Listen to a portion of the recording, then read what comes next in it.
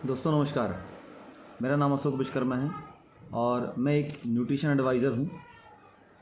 दोस्तों मैंने अभी जो परिस्थिति देख रहा हूँ, बहुत समय बाद मैं एक बीमारी के बारे में आपसे डिस्कस करना चाहता हूँ। अभी भी दोस्तों बहुत सारे ऐसे लोग हैं जो इस बीमारी के बारे में शायद जानते भी नहीं हैं। अगर मैं ये कहूँ कि आपको एक ऐसी घातक बीमारी है जिसके बारे में हमने सुना तो बहुत है, लेकिन इसकी विशेषकर जानकारी हमारे पास नहीं है। और सबसे अहम बात यह है दोस्तों कि इसकी पूर्ण जानकारी ना होने की वजह से हम कई सारी ऐसी गलतियां करते हैं और उसका शिकार हो जाते हैं। सो दोस्तों मैं बात कर रहा हूँ मधुमेह, शुगर, डायबिटीज़ की बीमारी के बारे में।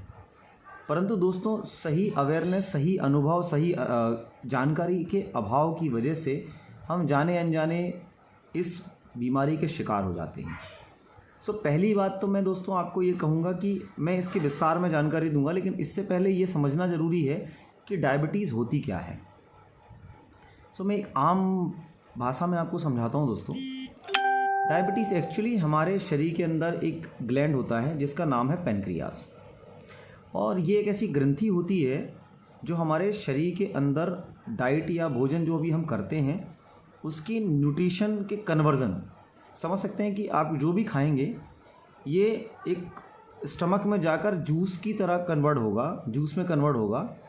और इसके अंदर सबसे ज़्यादा जो कन्वर्ज़न होता है वो शुगर का, ग्लूकोज।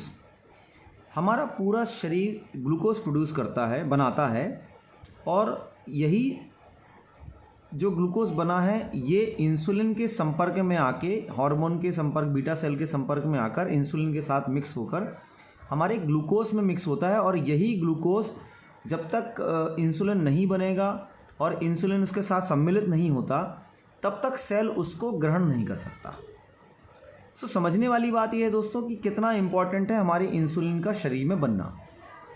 पर होता प्रॉब्लम क्या है कि हमें डायबिटीज़ कैसे आ रही है, क्या आ रही है, ये जानकारी नहीं होती, और हम खान पान में इतने सारे बदलाव करते रहते हैं कि हमें भी पता नहीं होता कि हम कब डायबिटीज़ के शिकार हो गए। सो मैं आपको बताऊंगा दोस्तों, डायबिटीज़ के सिर्फ दो तरह की डायबिटीज़ होती है। एक होती है टाइप 1 और दूसरी होती है टाइप 2 डायबिटीज़। बट इम्पॉर्टेंट बात यह है दोस्तों, टाइप 1 को समझना बहुत आसान है, बट टाइप 2 को समझने के लिए भी आपको कुछ डीप लेवल पर जाना पड़ेगा। सो मैं पहले आपको बताता हूँ टाइप 1। टाइप 1 डायबिटीज़ होती है दोस्तों जो इंसुलिन बनना ही शरीर में ग्लैंड बंद कर देता है।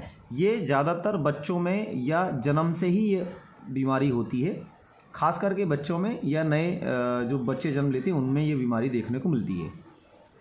लेकिन ये बीमारी टाइप 1 इसीलिए कहलाती क्योंकि इसमें इंसुलिन पूरे जीवन भर हमें इंजेक्शन के थ्रू लेना पड़ता है बाहरी रास्ते से।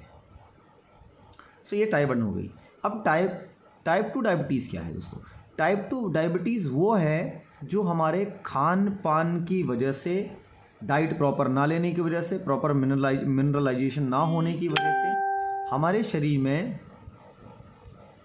टाइप 2 डायबिटीज़ के लक्षण आ जाते हैं, या ये टाइप 2 डायबिटीज़ में कन्वर्ट हो जाता है। इसमें क्या होता है?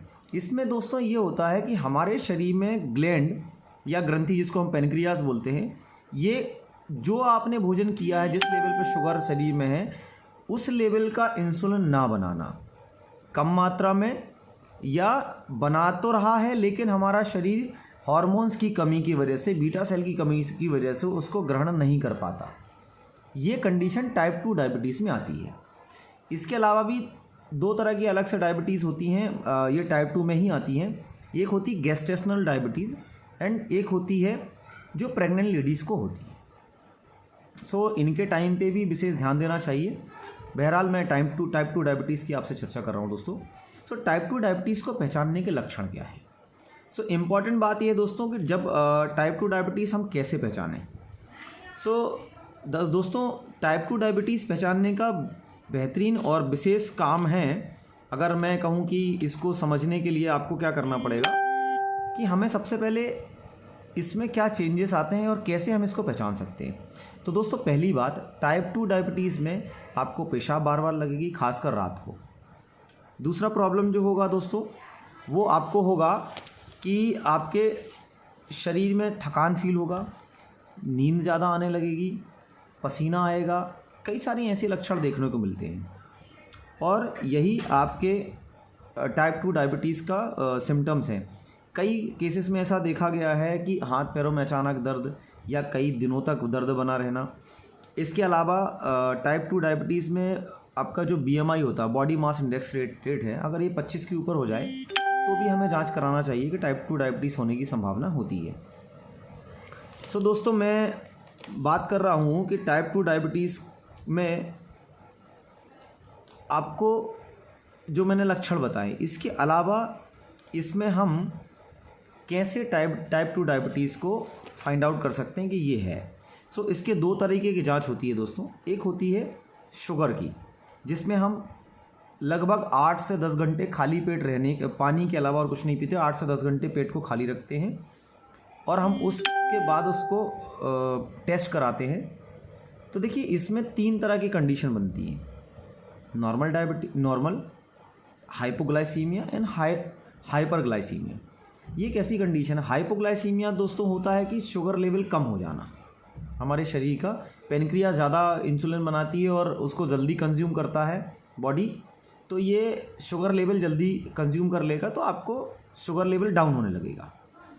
दूसरी कंडीशन ये आती है दोस्तों कि शुगर लेवल हाई होता है, बट इंडिया में लगभग 90% चांसेस केसेस ऐसे हैं जिनमें टाइप 2 डायबिटीज़ है और हाइपरग्लाइसीमिया है।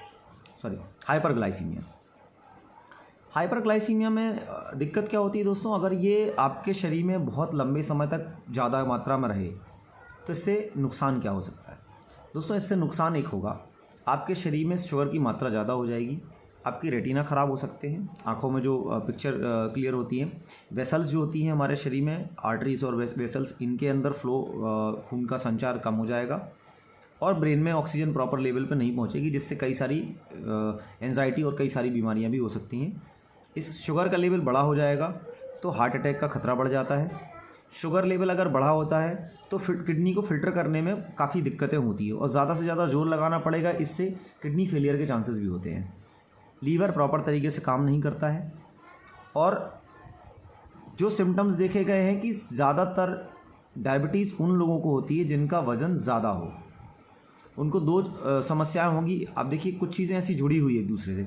अगर किसी को डायबिटीज़ है तो शुगर और हार्ट स्ट्रोक का खतरा बढ़ जाता है, लेकिन किसी का अगर शुगर लेवल डाउन है, या ये कह सकते हैं कि किसी के शरीर में शुगर लेवल मेंटेन है, तो उसको ये खतरा नहीं होगा। लेकिन किसी का वज़न ज़्यादा है और शुगर लेवल बढ़ा हुआ है तो बीपी का खतरा भी होगा, हार्ट स्ट्रोक का भी खतरा होगा। या किसी को ब्लड प्रेशर का प्रॉब्लम पहले से है तो उसको बहुत केयरफुल रहना पड़ेगा, आगे चल के ये डायबिटीज़ में कन्वर्ट हो सकता है। सो दोस्तों, सबसे अहम बात इसको समझे कैसे। जब आप शुगर का टेस्ट कराएंगे तो आपको पता लगेगा, खाली पेट 8 घंटे जो खाली पेट रहते हैं, इसमें शुगर लेवल होना चाहिए 70 से 110। ये आपका रेंज है। आपको जब भी शुगर का टेस्ट कराएंगे आप तो देखेंगे, आपको खाली पेट 8 घंटे, मतलब ये रात में जो खाया और सुबह हमने खाली पेट टेस्ट कराया, इस समय चाय भी नहीं पीनी सिवाय पानी के, इसमें जो लेवल होगा और शरीर के अंदर शुगर की मात्रा अगर 110 के अंदर है, इट मीन्स आप नॉर्मल रेंज है। लेकिन दोस्तों, इसमें कंडीशन आती है नॉर्मल, प्री डायबिटिक और डायबिटिक, 3 स्टेज होती हैं। नॉर्मल में तो कोई दिक्कत नहीं है। प्री डायबिटिक स्टेज किसको कहते हैं? प्री डायबिटिक स्टेज ऐसी है दोस्तों, जिनके घर में फैमिली में किसी को पहले से प्रॉब्लम है तो हमें केयरफुल रहना पड़ेगा। प्री डायबिटिक स्टेज होती है यही खाना खाने के खाली पेट का जो सिंपल होता है, इसमें अगर ये 110 से 126 130 तक चला जाता है तो आप समझ जाइए कि आप प्री डायबिटिक के शिकार हैं। और एक ऐसी कंडीशन है दोस्तों, प्री डायबिटिक कंडीशन, हम इसको 100% रिकवर कर सकते हैं खान पान से और कुछ जड़ी बूटियों के द्वारा। एंड इम्पॉर्टेंट ये है कि दोस्तों, प्री डायबिटिक में बहुत केयरफुल रहना पड़ेगा। प्री डायबिटिक स्टेज को टोटल जड़ से ख़त्म किया जाए। आपकी डायबिटीज़ की बीमारी होने से पहले आप इसको ठीक कर सकते हैं। अब बात आती है डायबिटिक स्टेज। सो दोस्तों, अगर 110 के ऊपर आपका चला जाता है, कब? खाना खाने के पहले खाली पेट 70 से 110 होता है। अगर ये 140 के ऊपर चला जाए या 100 कहते हैं 130 के ऊपर चला जाता है, 130 से 150 140 के अंदर अगर आपका शुगर है तो समझ जाइए आपको डायबिटीज़ हो चुकी है। एंड दोस्तों ये खाली पेट की मैं बात कर रहा हूँ। अभी बात आती है खाना खाने के बाद, क्योंकि दो तरह के टेस्ट होते हैं। एक खाना खाने के बाद कराया जाता है। खाना खाने के बाद जो टेस्ट कराया जाता है इसका सही अनुमान होता है 1.5 घंटे से 2 घंटे के भीतर का सैंपल लिया जाता है और आपके ब्लड सैंपल को टेस्ट किया जाता है। इसमें पीक लेवल पे, मतलब ना ही ज़्यादा हो ना ही कम हो, एक ऐसा लेवल होता है कि इसमें बराबर मात्रा में शुगर का लेवल देखना पड़ता है और इन 2 घंटों में ही बॉडी सही ग्लूकोज का कन्वर्जन कर चुकी होती है। सो जब आप इसका टेस्ट कराएंगे तब ये 110 से 140 के भीतर होना चाहिए खाना खाने के बाद। अगर ये से ज़्यादा है, 170 180 तक अगर जाता है खाना खाने के 1.5 घंटे से 2 घंटे तक, तो ये प्री डायबिटिक स्टेज हो सकती है। और 180 के ऊपर अगर किसी का चला जाता है तो दोस्तों इसे हम डायबिटीज़ में मान लेते हैं। तो दोस्तों इम्पॉर्टेंट बात ये थी कि जब आप टेस्ट कराएंगे तो इसमें एक टेस्ट और है दोस्तों, जिसका नाम है HbA1c। देखिए कई बार ऐसा देखा गया है कि डॉक्टर्स को रोज़ रोज़ मॉनिटर करने में या आपकी दवाइयों को बार बार बदलना पड़ता है। इस दौरान अगर वो दवाइयाँ काफ़ी ज़्यादा हों, काफ़ी कम हों, तो काफ़ी समस्या हो सकती है। अगर आप देखिए डॉक्टर जो दवाई दे रहे होते हैं ये बीमारी को दबाने के लिए या उसको बैलेंस करने के लिए, या आपके इंसुलिन को थोड़ा सा और फोर्स किया जाता है बनाने के लिए पेनक्रियास को।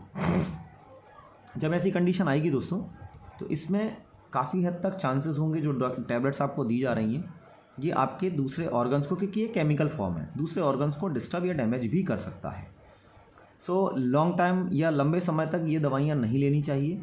आपको जल्दी से जल्दी किसी आयुर्वेद या नेचुरोपैथ या होम्योपैथ का कोई ऑप्शन ढूंढना चाहिए शुगर को कंट्रोल करने के लिए। सो दोस्तों मैंने काफ़ी सारी जानकारी आपको इसमें दी। अभी इसको हम कैसे बैलेंस या ठीक कर सकते हैं, तो दोस्तों प्री डायबिटिक स्टेज को हम प्रॉपरली टोटल जड़ से ख़त्म कर सकते हैं। डायबिटीज़ ना आए इसके लिए हम प्रयास कर सकते हैं। और दोस्तों अगर किसी को डायबिटीज़ हो गई है तो घबराने की कोई बात नहीं है। आप कुछ बदलाव अपने खान पान, कुछ अपने दिनचर्या में कीजिए, आपको काफ़ी हद तक राहत मिलेगी। तो मैं इसके बारे में आपको बताना चाहूँगा दोस्तों। सबसे पहले आपको रोज़ कम से कम शरीर को आधा घंटे से 40 मिनट तक एक्सरसाइज पे लाना है। लगभग 10 से 15 मिनट का योगा करना है। और इसके अलावा दोस्तों आपको पानी ज़्यादा से ज़्यादा पीना है। खाने को 4 से 5 बार में टुकड़ों में आपके भोजन को लेना है। और एक विशेष मैं आपको बात बताना चाहूँगा दोस्तों, इसमें परहेज इम्पॉर्टेंट है। जैसे चावल हो गया, आलू हो गया, कोई भी शर्करा वाली जिसमें शर्करा लेवल काफ़ी बढ़ जाता है, शुगर लेवल, इन चीज़ों का कम यूज़ या ना के बराबर यूज़ करना ठीक रहेगा। और दोस्तों इसमें परहेज ही इम्पॉर्टेंट है। अगर हर 4 घंटे में कुछ खाते हैं आप, 4 से 5 घंटे में, तो आप दिन भर में लगभग 5 बार आप भोजन कर सकते हैं, पर मिनिमम 4 बार तो करना ही चाहिए। और कभी भी पेट भर के भोजन नहीं करना है दोस्तों। इससे क्या होगा कि आपकी बॉडी में, क्योंकि मैंने आपको पहले ही बताया कि आपका या तो इंसुलिन प्रॉपर नहीं बन रहा होगा, कम मात्रा में बन रहा होगा, या फिर आपने जो इंसुलिन बनाया, जो बॉडी ने इंसुलिन रिलीज़ किया है, ये इंसुलिन शरीर उसको कन्वर्जन करके ग्रहण नहीं कर पा रहा होगा। सो एनर्जी नहीं मिलेगी, आपको वीकनेस हो जाएगी। इस कंडीशन में आपको ये ध्यान देना है दोस्तों कि आपको बैलेंस करना ही एकमात्र रास्ता है। तो दोस्तों मैं आपको कुछ औषधीय गुण वाली चीज़ों के बारे में बता देता हूँ जिससे आप रोकथाम कर सकते हैं या इमीडिएटली आप उसका सेवन कर सकते हैं।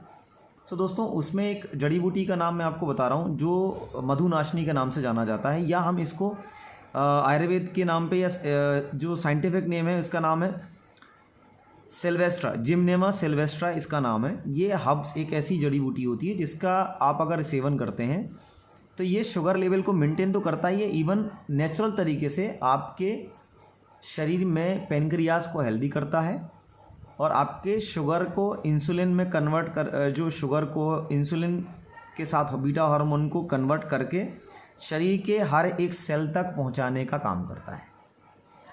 तो दोस्तों कितनी बेहतर चीज़ है। अगर आप ये सोच रहे हैं कि इसका कोई इलाज नहीं है, ऐसा डॉक्टर कहते हैं, बट मैं नहीं मानता दोस्तों। इसका इलाज बेहतर तरीके से हो सकता है और आप परहेज ही इसका बेहतर इलाज है। इसके अलावा अगर आप फिर भी ऐसी कंडीशन में आ चुके हैं तो आपको एक विशेष ध्यान रखना है, जड़ी बूटियों का सहारा लीजिए। ये 100% शुद्ध और हर्बल प्रोडक्ट होते हैं, या कह सकते हैं कि ये आपके शरीर को अगर फ़ायदा नहीं देगा तो किसी तरह का कोई नुकसान नहीं देगा। बट एलोपैथ मेडिसिन कुछ टाइम, कुछ सिचुएशन या कुछ इमरजेंसी में आपको सेहत या बैलेंस करने के काम आ सकती है। परंतु दोस्तों अगर ये लंबे समय तक ली जाए तो आपके शरीर में केमिकल फॉर्म है, ये कई सारे नए रोग पैदा करेगा और नई सारी परेशानियां पैदा कर सकता है। इसीलिए आप सबसे आग्रह है दोस्तों कि आप इस पर विशेष ध्यान दें और आप अपने और अपने परिवार को सुरक्षित रखें। इसी कामना के साथ मैं अगले वीडियो के साथ संपर्क करूंगा, आपके बीच आऊँगा दोस्तों। पर मैं आप सबसे एक गुजारिश करना चाहूँगा, मेरे चैनल को सब्सक्राइब कर लीजिएगा और अगर आपको ये वीडियो अच्छा लगता है तो ज़्यादा से ज़्यादा शेयर कीजिए, लोगों तक पहुँचाइए ताकि उनको ये पता लगे कि शुगर की बीमारी को कैसे कंट्रोल किया जा सकता है। और मैं इसके बारे में कुछ आपको और भी जानकारी देता रहूँगा, नई नई जानकारी के साथ मैं अवेलेबल रहूँगा। तो दोस्तों आपको वीडियो को लाइक करना, शेयर करना है और मेरे चैनल को सब्सक्राइब जरूर कीजिएगा ताकि आपको ऐसी बहुत सारी वीडियोस आपको मिलती रहें। थैंक यू दोस्तों, धन्यवाद।